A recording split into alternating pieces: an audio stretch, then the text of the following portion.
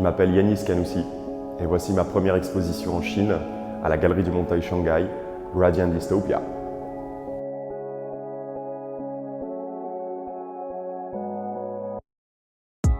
Tout part d'une idée simple. Comment puis-je représenter ce qui n'est plus?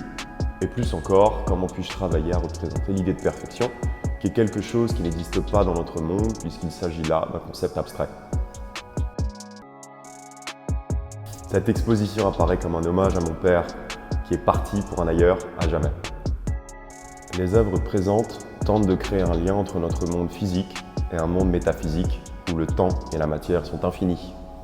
Et c'est la raison pour laquelle le cercle et sa forme tridimensionnelle, la sphère, sont très importantes dans ce projet, car elles sont la représentation formelle de l'idée de perfection, ou du moins l'idée que l'humanité a pu s'en faire à un moment donné. Et c'est aussi la raison pour laquelle la forme de l'ellipse devient très importante dans mon travail, car elle est littéralement la mise en perspective du cercle devenu ovale.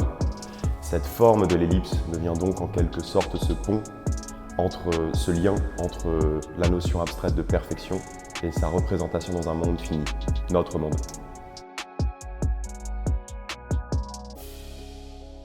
Il y a donc un jeu, un aller-retour constant entre le cercle, l'ellipse et la sphère, qui apparaît aussi dans l'œuvre principale de l'exposition, The Missing Star, To My Father, mais en négatif, avec une volonté simple, représenter ce qui n'est plus, rendre tangible ce qui est physiquement intangible.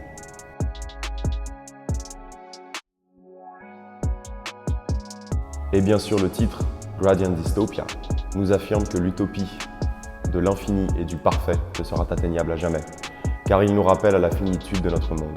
Le dégradé, Radiant en anglais, qui se veut faire la promesse d'une transition sans fin dans un monde fini, n'annonce donc rien d'autre qu'une promesse impossible à tenir.